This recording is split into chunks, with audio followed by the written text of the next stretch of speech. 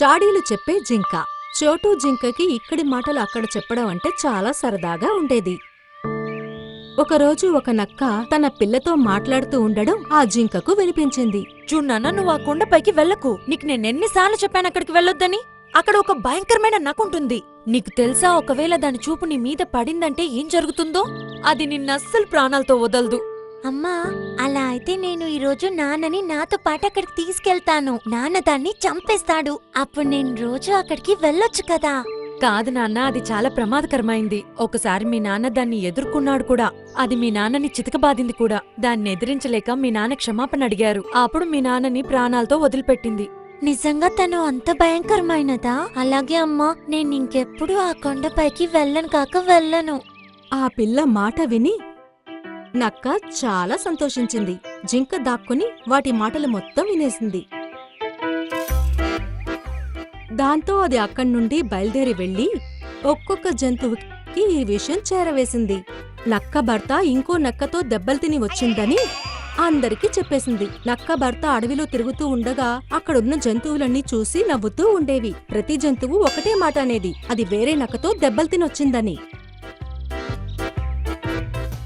ప్రతి జంతువు నోట ఈ మాట విని విని దానికి ఎంతగానో కోపం వచ్చింది. అది తన గుహ దగ్గరికి వెళ్లి తన భార్య నక్క మీద అరవడం మొదలుపెట్టింది. నువ్వు జింకకి చెప్పావా నేను నక్కతో దెబ్బలు తిని వచ్చానని? తను ఈ విషయాన్ని అడవిలో అందరికీ చెప్పేసింది. నువ్వు ఎందుకు అలా చెప్పావు? ఈ విషయం విని నక్క తనకి జరిగిందంతా చెప్తూ ఇలా అంది. అది నేనేదో మన బిడ్డను భయపెట్టాలని అలా చెప్పాను. తను నా మాట కూడా నమ్మింది. కానీ జింకెప్పుడు మా మాటలు వినిందో నాకు తెలీదు. భార్య మాటలు విన్న ఆ భర్త నక్క వెంటనే జింక దగ్గరికి వెళ్లి ఇలా అంది. నా భార్య ఆ మాటని కేవలం నా బిడ్డని భయపెట్టడానికి చెప్పింది. కానీ నువ్వు అది నిజమని నమ్మి అడవిలో అందరికి పుకారి పుట్టించావు. నువ్వు వెళ్ళి అందరికి అసలు విషయం చెప్పు, నేను ఏ నక్కతోనే దెబ్బలు తినలేదని. అది విని జింక భయపడిపోయింది. అది వెళ్లి అన్ని జంతువులకి ఈ విషయం చెప్పింది. అది కేవలం పుకారు మాత్రమే అని చెప్పింది. ఆ తర్వాత అది అలసిపోయి నక్క భర్త దగ్గరికి వచ్చింది. అప్పుడు నక్క ఆ జింకని క్షమించింది. కాని జింకకి ఉన్న ఈ అలవాటు మాత్రం ఇంకా పోలేదు. ఒకరోజు సింహంరాజు తన నివాసంలో విశ్రాంతి తీసుకుంటూ ఉంది. ఇంతలో దాని దగ్గరికి వేరే అడవికి రాజైన మహారాజు వచ్చింది. 2 సింహాలు ఒకే దగ్గర ఉండటం చూసి జింక దాక్కొని వాటి మాటలు వినడం మొదలుపెట్టింది. నువ్విక్కడ నా అడవిలో ఏం చేస్తున్నావు? నేనెక్కడికి కేవలం నీతో స్నేహం చేయడానికి మాత్రమే వచ్చాను. స్నేహం చేయడం కోసమా? అది నాతోనా? అసలు నీ ఉద్దేశం ఏంటి? షేర్ ఖాన్, నీ అడవి చాలా పెద్దది, కానీ నా అడవేమో చాలా చిన్నది. నాకు తెలుసు నీకు దీన్ని చూసుకోవడానికి చాలా ఇబ్బంది అవుతుందని. అలాంటిదేం లేదు. ఎందుకంటే నేను నా అడవిని చాలా బాగా చూసుకుంటున్నాను. ఇక్కడ నా వల్ల ఎవరికి ఎలాంటి ఇబ్బంది లేదు. ఇలా చూడు, నేను నీ మంచి గురించే మాట్లాడుతున్నాను. నువ్వు నీ అడవిని నా అడవితో కలిపేసేయ్. అప్పుడు మనమిద్దరం కలిసి 2 అడవుల్ని శాసిద్దాం. అలా అని దాని మనసులో ఇలా అనుకుంది. ఒకసారి తను దీన్ని ఒప్పుకుంటే చాలు. ఆ తర్వాత తన జంతువులతో కలిసి తన్నే చంపించేస్తాను. అప్పుడు 2 అడవుల మీద నా రాజ్యం ఉంటుంది. నేను దీనికి ఏమాత్రం ఒప్పుకోను. ఇక నువ్వు దయచేయచ్చు. నువ్వు ముసల్దానివి అయిపోయావు షేర్ ఖాన్. ఒకవేళ ఏదైనా ప్రమాదం వచ్చిందంటే నువ్వు ఈ అడవిని ఎలా కాపాడగలవు? ఈ మాట విని సింహరాజుకి కోపం వచ్చింది. అలా అయితే నాలో ఎంత బలం ఉందో నీకు ఇప్పుడే చూపించమంటావా? వద్దు ఆగు. ప్రస్తుతానికి నేను వెళ్తున్నాను. కానీ కొద్ది రోజులు నా తమ్ముడు అడవికి వస్తున్నాడు. తనకు నీకన్నా చాలా బలం ఎక్కువ. ఈసారి నేను తనతో కలిసి వస్తాను. చూస్తుంటే నీకు నీ ప్రాణాల మీద ఆశ లేదనుకుంటా. నువ్వు నన్ను చంపినా కూడా తను తప్పకుండా ఇక్కడికి వచ్చి తీరుతాడు. అప్పుడు నీతో పాటు ఈ అడవిలో ఉన్న ఎన్నో జంతువులను కూడా చంపేస్తాడు. ఈ మాటలు విని సింహరాజు గట్టిగా నవ్వడం మొదలుపెట్టింది. అది చూసి మహారాజు ఆశ్చర్యపోయి ఇలా అంది. ఏమైంది? నువ్వెందుకలా నవ్వుతున్నావు? నాకు కూడా ఒక తమ్ముడున్నాడు. ఇక్కడే ఈ అడవికి పక్కనే ఉన్న అడవిని శాసిస్తున్నాడు. వయసులో నాకంటే చిన్నవాడు, నాకంటే బలవంతుడు కూడా. నేను తననే పిలిపిస్తాను. కానీ తను ఈ అడవికి వస్తే అప్పుడు తనకు కూడా వేటాడడానికి కావాలి కదా. అయితే ఏమైంది?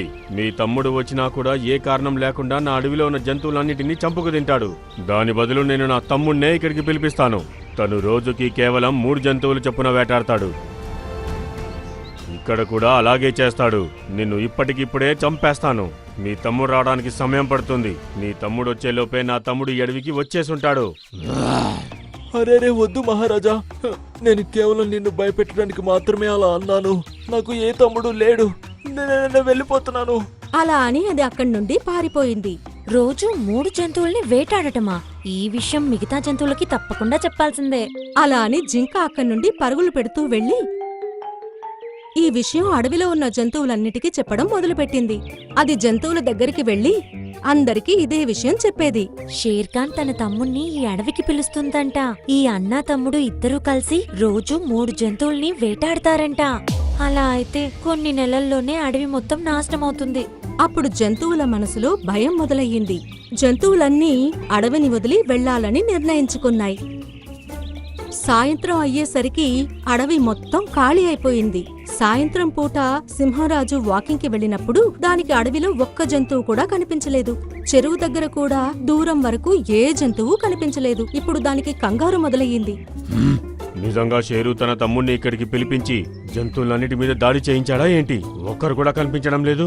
అలా అనుకుంటూ సింహరాజు అడవి నుండి బయటికి వెళ్లే దారి వైపు పరిగెత్తింది. అక్కడ దానికి జంతువులన్నీ అడవి నుండి బయటికి వెళ్లడం కనిపించింది. సింహరాజు ఆ జంతువుల ముందుకు వెళ్లి నించుంది. సింహరాజును చూసి జంతువులన్నీ అక్కడే ఆగిపోయాయి. ఉన్నట్టుండి మీ అందరికి ఏమైంది? అయినా మన అడవిని వదిలిపెట్టి మీరు ఎక్కడికి వెళ్తున్నారు? కాసేపు ఏ జంతువు మాట్లాడలేదు. ఆ తర్వాత రాము ఏనుగు ధైర్యం చేసి ఇలా అంది. మేమంతా ఇక్కడే ఉండి మా చావు కోసం ఎదురు చూస్తూ ఉండేదానికన్నా మేమిక్కడి నుండి వెళ్ళిపోవడమే మంచిది. చావు కోసం ఎదురు చూడ్డమా? అసలు మీరు ఏం చెప్పాలనుకుంటున్నారు? నువ్వు మీ తమ్ముణ్ణి కూడా ఈ అడవికే పిలుస్తున్నావు అనే విషయం మాకు తెలిసిపోయింది. తను రోజు 3 జంతువుల్ని తిని తన ఆకలి తీర్చుకుంటుంది. తను ఇక్కడికి వస్తే తప్పకుండా మాలో నుండే రోజు 3 జంతువులు తగ్గిపోతాయి. అలాంటప్పుడు ఇక్కడ ఉండాలని ఎవరు అనుకుంటారు? అందుకే మేమంతా ఇక్కడి నుంచి వెళ్ళిపోవాలని నిర్ణయించుకున్నాం. మీతో ఇదంతా ఎవరు చెప్పారు? ఇక్కడ అలాంటిదేమీ జరగదు. మాకిదంతా చోటు జింక చెప్పింది. ఈ మాట విని సింహరాజుకి కోపం వచ్చింది. కోపంలో ఇలా అంది. చోటు జింకా, ఎక్కడున్నావు? వెంటనే నా ముందుకి రా. ఇది విని చోటు జింక భయపడింది. అది జంతువుల వెనక దాక్కొనుంది. అది భయపడుతూ సింహరాజు ముందుకి వచ్చింది. చెప్పండి షేర్ఖాన్. నువ్వు ఈ పుకార్ని ఎందుకు పుట్టించావు? చెప్పు, దీని వెనుకున్న అసలు కారణమేంటి? అంటే నేను మీరు మాట్లాడటం విన్నాను. మీరు షేరుతో అన్నారు కదా, అప్పుడు మీరు మీ తమ్ముణ్ణి అడవికి పిలిపిస్తాను అని, రోజుకి 3 జంతువుల్ని మీరు వేటాడతానని చెప్పారు కదా షేర్ఖాన్. ఈడియట్! నేను చెప్పిన దానికన్నా ముందు షేరు ఏం చెప్పాడో నువ్వు వినలేదా?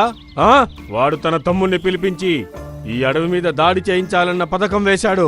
అందుకే నేను కూడా వాణ్ణి భయపెట్టాలని నిర్ణయించుకున్నాను. నాకు ఓ తమ్ముడు నాడని చెప్పాను. నిజానికి నాకు ఏ తమ్ముడు లేడు. అలాగే నేను ఎప్పటికీ నా అడవిని నాశనం చేసుకోను. ఈ మాట విని జంతువులన్నీ సంతోషించి అవి తిరిగి అడవికి బయలుదేరాయి.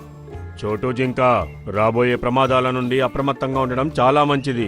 ఏదైనా విషయం ఎవరికైనా చెప్పే ముందు అది నిజమా కాదా ముందు తెలుసుకోవాలి. నిజం తెలుసుకోకుండా ఏ విషయమైనా అందరికీ చెబితే అది పుకారు పుట్టించడం అవుతుంది.